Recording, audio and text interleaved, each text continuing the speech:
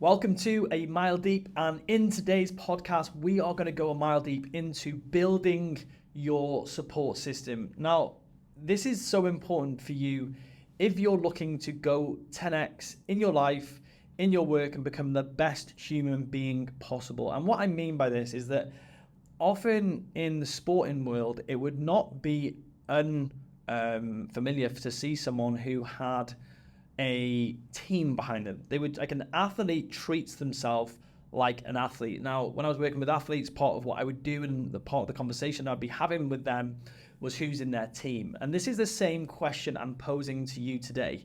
Who is in your support team? Now, one of the things that I've often seen in a high performance sport done so well is an athlete that builds out their team. They've got the strength and conditioning coach, they've got the technical coach, they've got the track coach, they've got maybe the skills coach.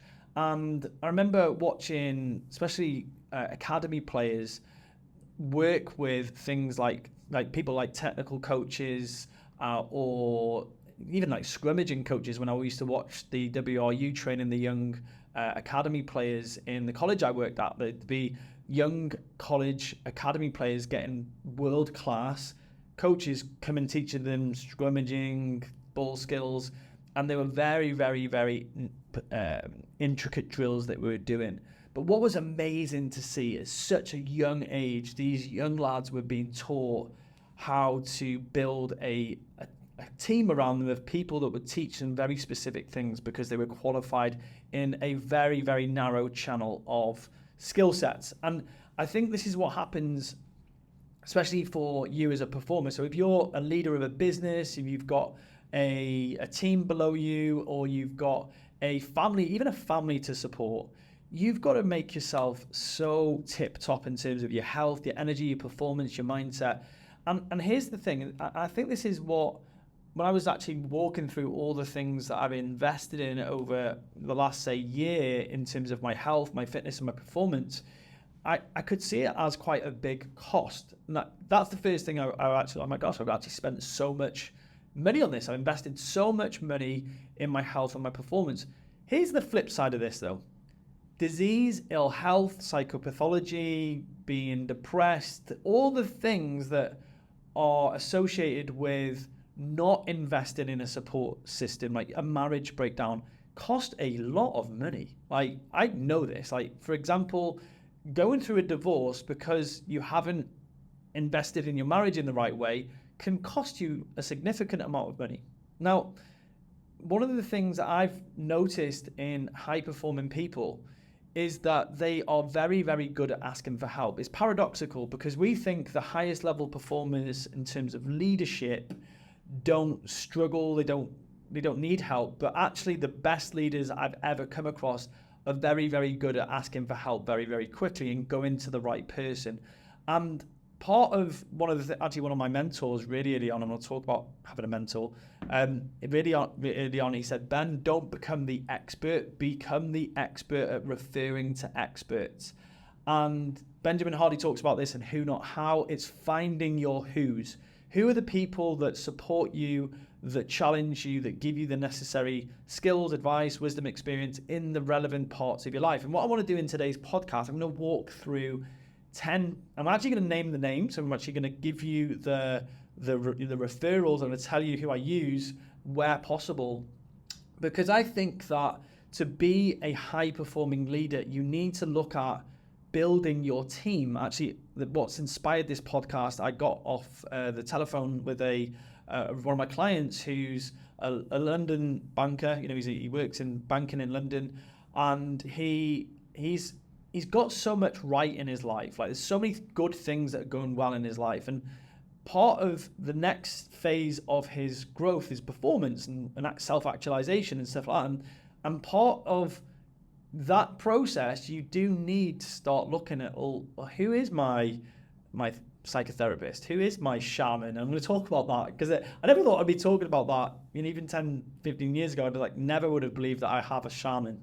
I can't even probably say the word right. You might say shaman, I say shaman.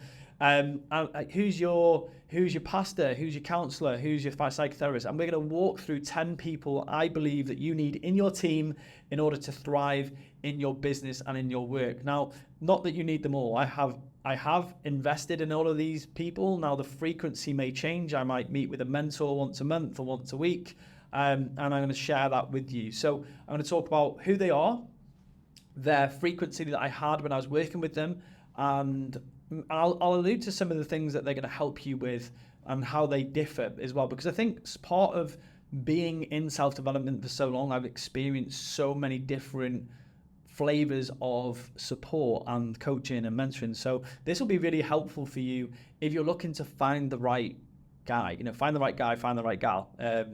And the first person I've got on here is a psychotherapist. So I believe that a high performing person needs a great psychotherapist. Now, I never would have thought this when I first went into having psychotherapy, because I'd never experienced what it really, really was. I didn't understand it properly. But what I see psychotherapy as is putting the handbrakes down on the past. It's about removing the unconscious friction that you've got from stories that you haven't processed properly. Now, I believe from my experience, the best way to do psychotherapy is with the body, by using the body, the mind and the body. And the two people I've used are a guy called Tim Woodman. He's a phenomenal psychotherapist. He's based in Bangor. He was head of psychology in Bangor. He's very, very, very, very good at what he does. I refer so many people to him because Tim did this really lovely blend of short conversation where you're talking, some talk therapy, so we get to the material that you brought to the session, then we'd work with the body. We'd do breath work, we'd do all sorts of movements and reenactments and all sorts of stuff, and it would help me process some of the things that I was trying to work through at the time. Now, what was really helpful about his work is that he was a master at holding the space. I felt so safe. I felt so understood. It felt really easy to talk to him about anything. I could tell him anything.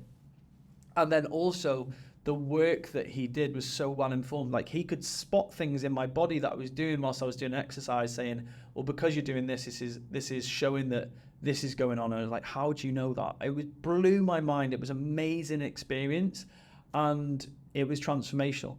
It really, really did help me shift through a really big part of my development as a man, as a leader. I also recommend a guy called Matt Gunn. So Matt is the king of creating safety. I have not only worked with Matt on my own retreats, I've had him come in to deliver retreats for me, and I've been on those retreats. Matt creates a way of working with the breath and the body and the mind and feelings that it's so safe that you just feel that you can process any of the rubbish, the crap that you've been holding on to as a man or as a woman. Matt has got an incredible energy, and he's very, very good at what he does. So we got him in on the 10X retreat, and just to give people an experience of what it's like to do some therapeutic work, because I don't think that you can accelerate forward whilst you got the handbrake up. So when I do retreat work with people, I always take them to a qualified, board certified, or very massively experienced psychotherapist, and we do the work together. I actually do the breath work with my clients because I think that's such an important person to have in your camp. So that's the first person I put on there. The second thing is a coach. So the second person to have on your team is a coach. Now, a coach, in my experience, a coach helps you create the future. Now, psychotherapists can be about healing the past, and you can heal the past in the present, but at the same time, it's about looking at the past. A coach helps you look at the vision of the future. And a coach helps you not just help with the expansive discipline of seeing a bigger vision and seeing what's possible and possibility, but it's actually operationalizing that. It's turning that vision into actions. And sometimes the way that I work with my clients when I'm coaching them is first of all, we create a big vision. We challenge their thinking to create the biggest vision that they can conceive. And then it's about playing games and making commitments that it's going to help make that vision a reality. And coaching can often be helping you remove just the obstacle that's in front of you. Now, this is why a coach and a therapist working together can be really helpful, because I find it's most effective to have a coach when you're in momentum, because a coach can really help you almost put NOS in the car and work faster. But again, if the handbrake's up, it's going to be a really difficult experience to help you move forward. So what you want to be thinking about is that, do you need a psychotherapist because you feel so stuck, you're so reminded of the past, there's so many things in your past that's inhibiting you from getting momentum? Is that the best time to sign up with a coach? Or if you do sign up with a coach, have they got the therapeutic tools, skills, wisdoms, qualifications in order to help you move forward? So I've used a guy called Tom Palmer before. Tom is an amazing men's coach. I worked with Tom on my relationship conflict. He was phenomenal. I endorse his work. I've worked with, I've seen Pete in action. So Pete Taylor, you've seen him on the podcast. Pete's a great coach. He doesn't know he's a coach. He's just like, he is a guide. He's a mentor. He would maybe call himself a consultant. I'm a phenomenal coach. Maybe endorse myself a little bit there, but the people I've used that have been really, really great. And I've also used coaches to help me with my business. I use a guy called Calvert. Louis's an amazing business coach for the model of creating a really great online business. But they're the people I've used most recently. I've had coaches my whole entire life. I've had a guy called Dax Moy, who will be on the podcast, I think, next week. The best experience of real great coaching I've ever seen or experienced personally, is probably, I would say, Ankush, Jain and Hina and Yaseen Dadabhay. Like that, they are just like world class. Like that, they are just another level. And I really, really admire the way that they coach. Like Ankush has just got this really cool, calm.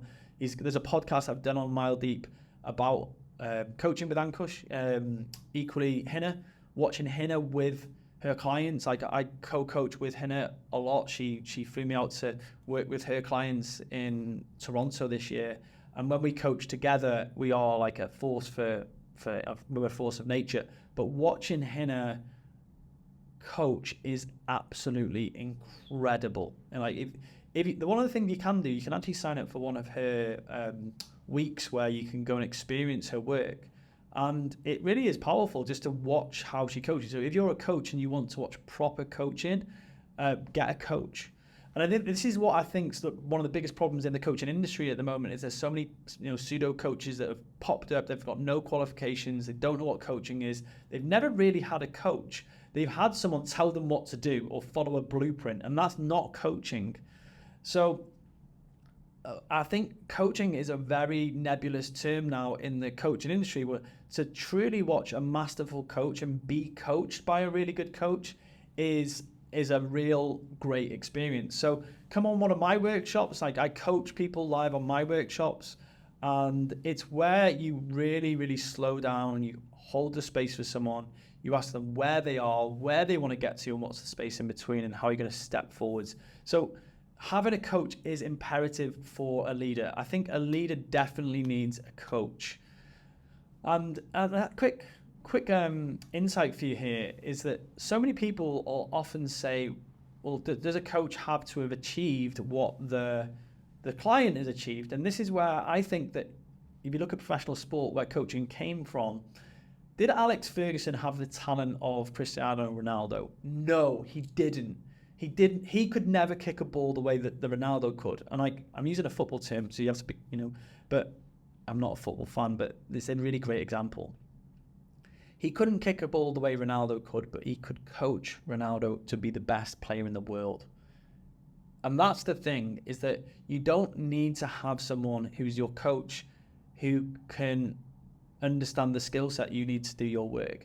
They just need to understand about being able to get the best from you. So a lot of my clients are actually way ahead of me in terms of things like their skill set, sometimes even the amount of money they've made. Sometimes it's all these sort of things where they will be significantly ahead of me. However, the thing that they've come to me for, normally like emotional intelligence, communication, leadership skills, group leadership, but all the different parts, even relational leadership, they they are actually struggling with that, and I'll coach them around that specific part of their life. So that's where a coach differs from what I would say a mentor would provide for you. So a mentor is the third person you need in your team.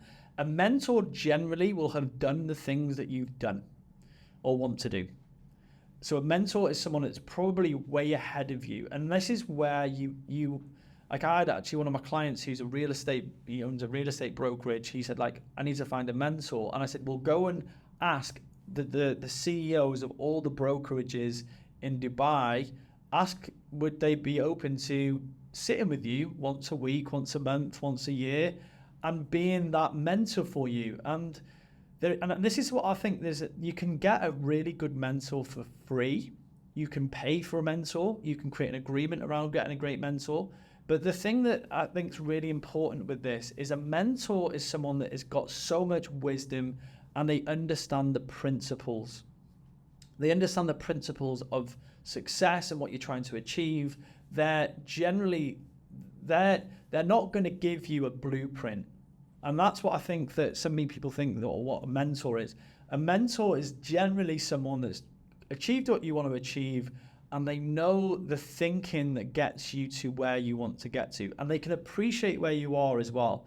Because here's the problem sometimes is that when you just start out on your journey, whether it's in the fitness industry, whether you're becoming a coach, whether you're a consultant, whether you're a manager, whether you're a leader, and you get someone that's way out of your stratosphere, if they're not a good mentor, they can't teach you the thinking that gets you to that next phase. And this is why it's so important selecting a great mentor. It's like working out, is that the right relationship for you? I've got a client I used to have in Fast Way to Fitness, and he was a really successful businessman.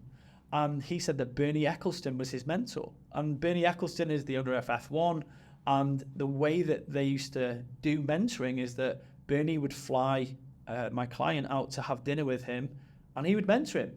Because this is an important thing to remember, is that there's a real big need for people that are successful to pass on that knowledge. Of working with one of my clients the other day in the coffee shop, and I said, by the way, you've got so much wisdom that you want to pass on to people that are going to need it. And that, it sounds like that's a desire for him. It's actually a type of love. It's mentorship and mentorship of other people, especially for men, is so important. So finding the right mentor is generally finding an industry-specific person that's going to help you. And you can have a general mentor, like I know, like Jack Canfield and Tony Robbins, and they have like more of a generalized success mentoring program that can apply to all industries. But there's something amazing about having someone who's done what you've done. It's like, oh, by the way, when I was struggling with that, I just did this. And it really does help having a mentor. The next person I've got in your team, so number 4, is a physiotherapist, a chiropractor, or a masseuse. So what I think is really important is to understand who to go to for which thing. Like generally, if I've got what feels like a back pain, or that I feel out of alignment, because I tore my hamstring when I was 21, which meant my sprinting career was over. So I've constantly got this misalignment going on in my lower back. So I go to a chiropractor, and they'll be the first person to get me aligned. I feel better after being to the chiropractor. And then I will use something like a massage therapist. I use Dr. Stretch in the UAE. They're phenomenal about keeping me in check. Now, the thing about what I've noticed about going to the chiropractor is when I finish, I generally feel like loose, mobile. My head, especially like when they do the neck manipulations, I feel way more aligned, and I feel like loose. Whereas when I go to Dr. Stretch, I feel more flexible. Dr. Stretch isn't a person, it's a business, it's a franchise business. It's just come to the UAE. There's ones in London, there's ones in Dubai. It's a phenomenal experience. I highly recommend going. So it's understanding which one you need. And I think this is one of the biggest problems a lot of people have. They don't know whether to go to a physio, a chiropractor, or a masseuse. By the way, I've just noticed in none of these you'll see a doctor, a GP, which is actually an important person you actually need to understand. When do you go to see a GP? So a physiotherapist, a chiropractor, or a massage therapist. Having all of those people in your team is important. Do you go to every single one each week? No. I've gone to different, like I've probably spent, the most money I've spent on self-development is on this part. Physiotherapists, chiropractors, massage therapists, trying to get some support around. I've got a really tight left hamstring compared to my right, even though it's my right was the one I tore, which is crazy. And finding people that have guided me along my way of staying healthy, keep being able to run, doing my gym work, has been a real investment of time, energy, and money. Especially out in Dubai, chiropractic costs a lot of money, so does physio. But at the same time, the bang for buck, how it makes me feel, training is the thing that keeps me psychologically strong, well, and on the road. It's like if you're a leader and the gym is a really important thing for you, one of the worst things that can happen to you is that you get injured and you can't go and do the thing that keeps you feeling good. So sort that out quickly. Don't have back pain way longer than you need to. And I'm going to talk about this at the end of the session. Was a very left field way that I actually cured some back pain. So the next one you need is a group. Now, this is the most important thing for people to have. A group of people who challenge them, support them, and create so much support for them that they want to move forward in their life. They get challenged in all the different areas. You absolutely need a group. I run something called the 10X Tribe. That's a group. It's where people come and talk about their business, their relationships, their money, their health. Every single week we talk about those things because you need a group to keep you sharp. Iron sharpens iron. And the thing that I often see people do is they become an island. They don't invest in a community. And you need community. I cannot say this. Like, if you're listening to this podcast and you feel isolated, lonely, and you haven't got a group, go and find a group. It was extremely difficult for me to find a group of men when I really needed some support when I was going through my divorce and there was things in my psychology that weren't right, and I couldn't find that. So I created something that was really, really helpful. It's Awaken Man, the podcast, I'm also on there as well. The current group I run is called the 10X Tribe. It's for people looking to have that inflection in their life. But like a men's group, like if you're looking for a men's group, specifically men, where it's just men talking around men's things, Awaken Man is amazing. And this is the thing that I really do endorse, is that you find your group, whether it's physical in person, whether it's a group of friends you get together. You might need to be the person that brings people together, but if you're a leader, you need a group. I cannot say this strongly enough. A training group. I've recently brought together with my friend Andy Clements a group where we run in the desert in Dubai, and we've got guys who are all different levels running together every Saturday. And it brings me, I'm so excited every Saturday morning to get out with that group. You need a group. I cannot stress this enough. Building your team, you need a group. And if you're a leader of a business, having a group of people to challenge your thinking, to push you, for you to actually open up about your marriage or your relationship, but in a place that they would understand. So an example of this, I used to go to a guy called Dan Bradbury. I went to his mastermind for, I think it was like a year. Mark and I, when we were running Fast Way to Fitness, we would go down and it would just be about business. We'd never talk about relationships in that mastermind. It was very, very little disclosure of my relationship or what was going on. Whereas I've had other groups where that's all I would talk about. So what I think the problem is a lot of business leaders end up in this businessy conversations where they don't get to talk about the things that really matter, like their health, their relationship, their psychological health, in a space which is safe. You can't go to a BNI meeting and talk about that sort of stuff. It's not the right place. And so what I think happens with a lot of leaders, they get what I call pseudo support. They think they're getting support by just being around a group of people, but they're not getting the support they really need. And this is where, like, going for beers down the pub with your mates, yes, it's great to have that connection, but are they the people that ask you the hard questions around your marriage or your health or your business? And then that's not always the case. you need a group. The next one I've got on here is I've got breathwork coach. Now, there is a big shift in me personally when I've done my work. So every Friday I go to a lady called Constance. She is amazing. She's in the Achiever studio in Dubai. It looks over the Burj Al Arab. It's beautiful. And the experience I have with Constance is she holds an amazing space. It's one-to-one. And I work with the breath. And this is where you do like long inhalations and exhalations, or mouth breathing, or certain types of breathing. And then you do it for long enough, like crazy stuff happens in your body. But the biggest thing is that what happens in your soul, your mind and your soul. Things come up that you've been holding on to. They can be emotions, it can be joy, and you express them. They come out, and I find myself sobbing like a little boy. I know, tears rolling down my face, ugly crying, letting it all out in that space. And what that does, it gives me capacity to hold the emotions and the challenges of my life and the life of the people I coach. So for example, when someone comes into my coaching space, whether it's online or in person, they can express so much hurt and sadness, and I've got so much capacity for that because I'm a leader, I've done my work, and I don't get triggered by their material, their struggles. So it means that someone can feel really safe in sharing something with me in a coaching space.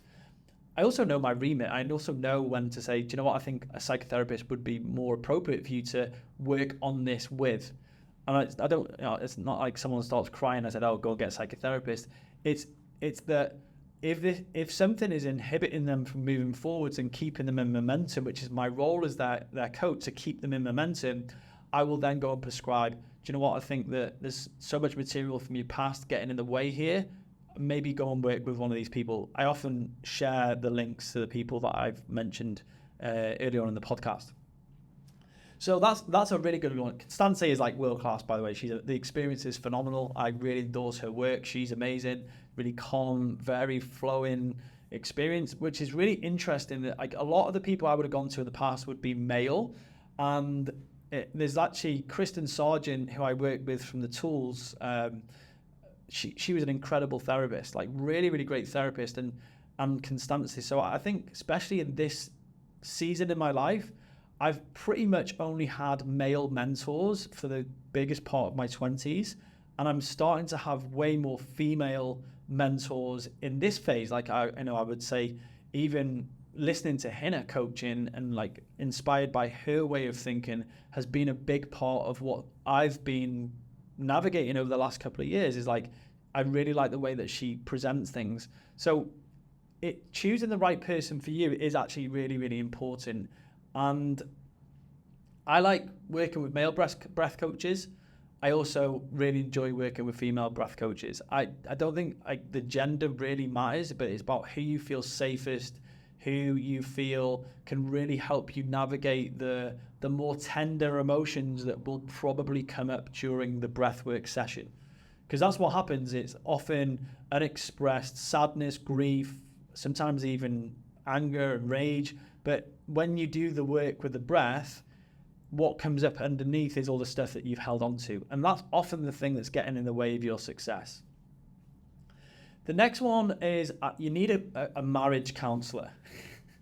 That's an interesting one. Is like having a marriage counsellor or a counsellor that you can go to when your marriage isn't going well. Now, I wish I'm very grateful that I got divorced. It wasn't the right relationship for me.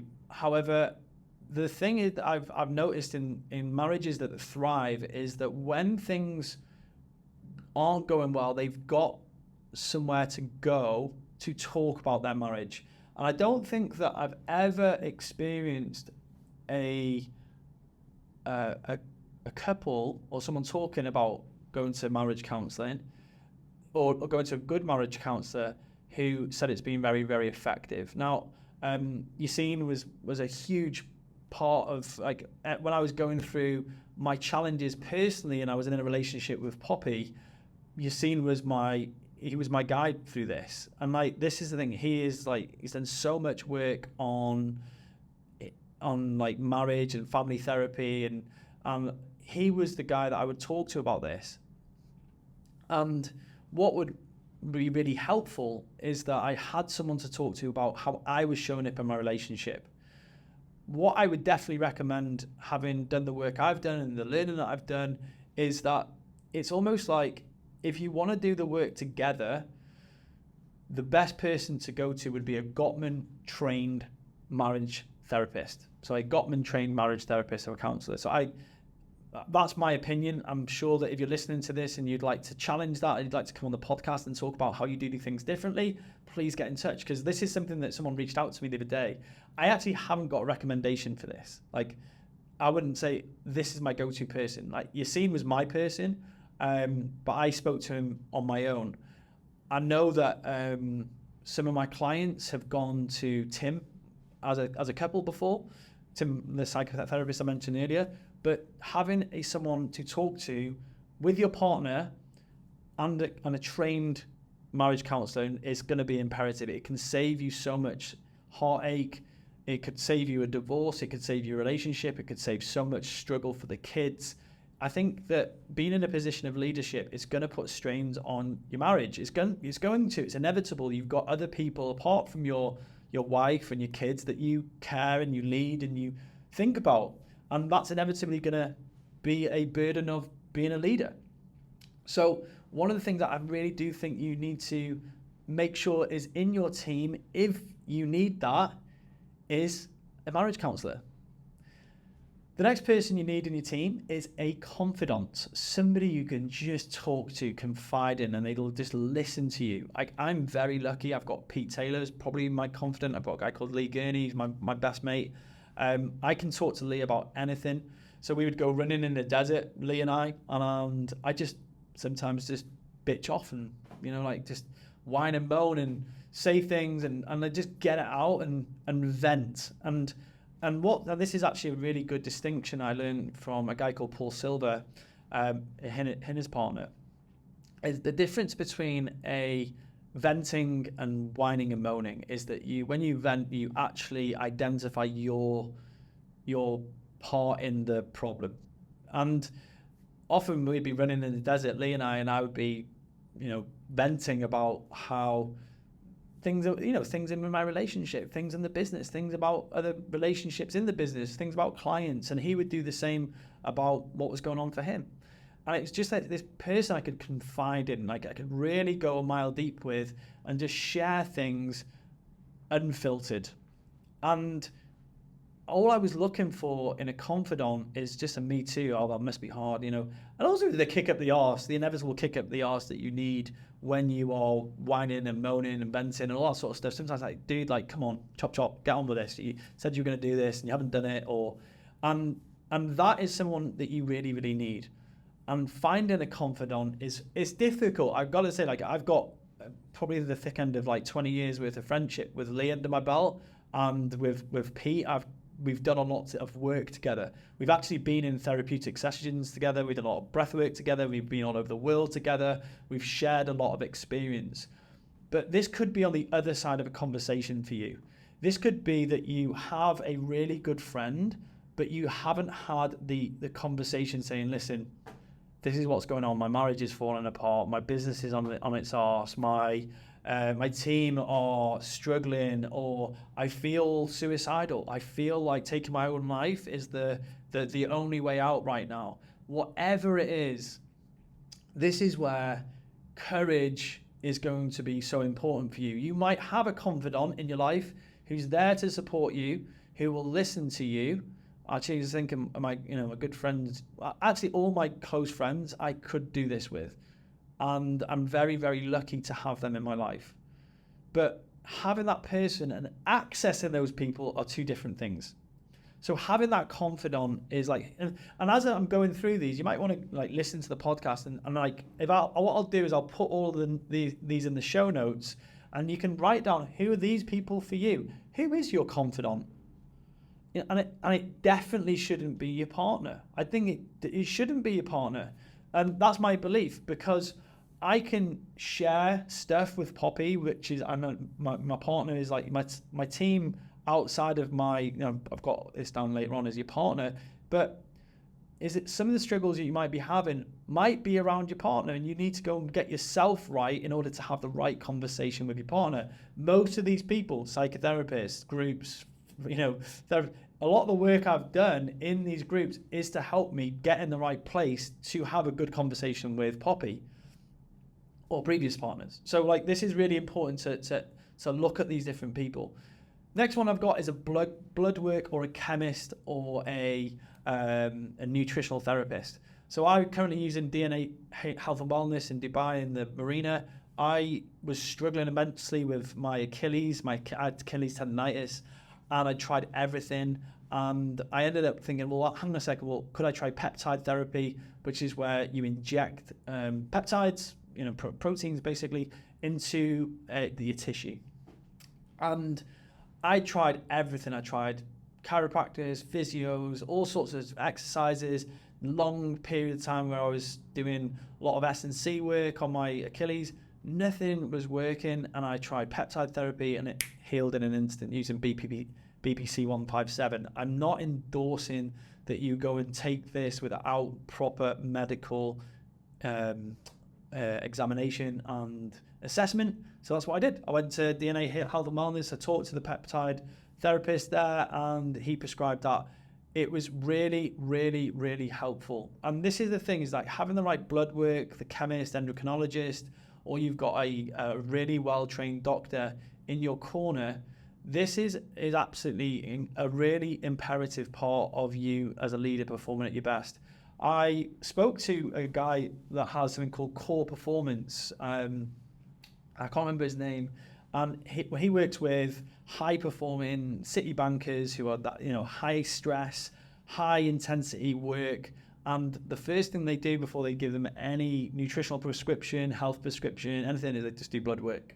They get their bloods taken so they can give them accurate prescriptions of what they should be looking at. And sometimes, and this is what's really interesting, is that having someone look at your blood and look at your data can be very, very helpful. Like, especially the analyses that are there are absolutely amazing. And equally, sometimes it can come down to the basics as well. You're just chronically dehydrated, you're just chronically stressed, you're just chronically underslept, you're just over drinking coffee, you're not consuming enough minerals. It's the basic stuff that's probably going to come out of that, but it's targeted analysis.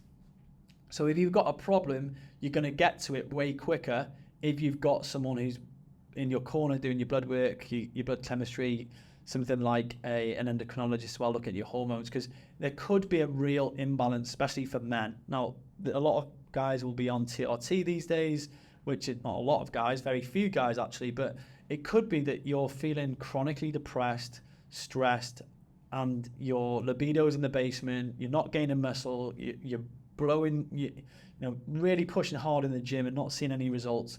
And it could be a hormonal issue. Especially for guys. And it's just a visit to a qualified endocrinologist, getting a blood panel done that will help you inform yourself. Now, what's really funny, I actually had a client and he was sure that it was a hormonal issue why he wasn't losing weight. And he got his bloods done, absolutely tip-top testosterone, tip-top everything. And it was really interesting. Like, it was like, you just need to stick to the plan. So kind of, it's funny because sometimes we go to this really highly educated level of analysis, but all we need is just to follow the plan. And then the final one I've got on here is, and I never thought I would actually be talking about this, is a shaman. And I'm going to talk about this on a podcast in the future, and I go in a mile deep into this, is that for years I had this calling to do plant medicine. I was like, right, okay, what is it that I'm interested about around plant medicine? Why do I want to do it? Is it because I'd seen so many leaders that had gone and had a plant medicine experience where they'd gone and done ayahuasca or DMT, or they'd gone and done magic mushrooms, and the problem I think that we have is that we have this social conditioning that this is bad. This is it shouldn't be done. It's like a recreation. It's like taking cocaine or MDMA, and I think what's happening, especially in this last decade, is there's been a real resurgence and positioning of these drugs as ways to help optimize your mind and your soul more so. And I just didn't know where to go. I didn't know where to start with this. I didn't know how to find the right person. And it was actually like talking with Pete, and Pete and I said like one of the things that we wanted to do was to work on our two things, on faith and our spirit, like working on spirituality. And I met a guy called Danny Saggers. Now, Danny is a medicine man. He's a healer. He's a shaman. And I just felt so like I could trust him. And one of the things that was really, really helpful for me was going and doing the experience with him. So I want to endorse Danny's work, because it's not just about the medicine itself. I think it's about the environment, the process, the ritual, the experience that you have. And I think as a leader, if you feel the calling to do that work, you need someone in your corner to do it in a safe way. Because I've heard people have that experience, and it's been a really bad one and a really negative one. It can be psychologically damaging instead of a real beautiful opening experience like I had. And I'll share a little bit about my experience now, but I'll do a podcast where I go a mile deep on that. I might even bring Danny on to talk about that. Is that I did a psilocybin experience, and one of the things that I did is I processed a lot of childhood trauma that I had created about the narrative between the love between my parents and the love that they had for me, and also my relationship with masculinity. Now, because my mum on occasion had maybe said to me, just like your dad, and she'd said it in a way that was scorning or nasty, and the tone in her voice I perceived as negative. It might never have been negative, but that's why I perceived it. I believed that being like my dad and being like a man was a bad thing. So in my deep rooted in my psyche, I had this real big problem with my own masculinity and my relationship with my dad. And in healing that, in changing that relationship, so working with Danny, doing work with Tim, my psychotherapist, doing the men's work at the same time, this took about 6 years in its entirety. But I can honestly say the shifts that I had in that process was aided by the medicine. It was a real great experience for me. It was a lot of fun. I've got to say, it was a lot of fun. It's a crazy experience, the actual experience of doing that work. However, I used it as a very, very, what's the word for it? Intentional psychotherapeutic tool. I wasn't doing it to have a load of fun. Maybe might be something I do in the future, but I don't see it as that. I don't see that person as someone to go and do recreational drugs with. I see it as someone who's there to move you a mile deep very quickly. And in healing that stuff, I can say I'm a much better leader. I'm a much better coach. I can feel way more emotions that I wasn't able to feel at the intensity that I feel them now. I express way more joy. I feel love way, way deeper than I ever felt before. And what it does, I think it's like the capacity that it gives you. So if you're a leader and you feel that you've got all these things that are good in your life, but you're not fully able to enjoy them and experience them, one of those people that I've talked about, especially like psychotherapy and breath work, that actually might be all you need in order to experience that. And I think this is something I've worked with a lot of leaders on, is that they've got everything. It's like, I've heard so many leaders say, I've got it all, but I'm still stressed, overwhelmed, I'm numbing, I'm doing all these things, because they haven't got or felt the capacity to experience those emotions. So having a shaman or whatever you want to call them, medicine person in your corner is and can be part of your team if that's some of the work that you want to do. So that's my team. I've talked about the people in the team. I'm going to put them in the show notes. I'm going to put their Instagram handles so you can reach out to them. If you do, please say that I endorse their work, because they've changed my life. They've all changed my life in different ways. They've allowed me to be the leader I am today. They've allowed me to change my life substantially. And these are all people that I use in the 10X tribe and on the Mile Deep Mastermind. So honestly, if you are interested and you are looking for someone who can bring that kind of team together and help you build it, reach out to me for coaching, because honestly, this is part of what I do with a lot of my one-to-one clients, is build their team. Now, I've actually just given you on this podcast the resources to do it yourself. Equally, I think having someone like me who can prescribe the right person at the right time is imperative for you as a leader, because sometimes the right person is not going to have a shaman, or it's actually just going to get a good personal trainer and working through that. I think there's one that goes without saying. It's about having a great partner, having a great person in your life. I'm going to save that for a different podcast. This podcast today is about the team that I've got outside of my marriage to help me in my life. But I think what I'll do on a different podcast is looking at like how you can optimize your marriage to help you be the best leader possible. So thank you so much for listening or watching. If you've enjoyed this, please give me a rating. Please subscribe to the channel. I want to bring you more content like this. And I honestly, just talking about, especially the shaman experience, is very, very edgy for me. It's a new experience. I don't talk about that a lot. I'm going to talk about it more because it's something I believe in. And I'd love it if you could share some of the feedback if you really felt it's helped you in some way. Thank you so much for listening or watching, and I'll see you on the next podcast. Take care.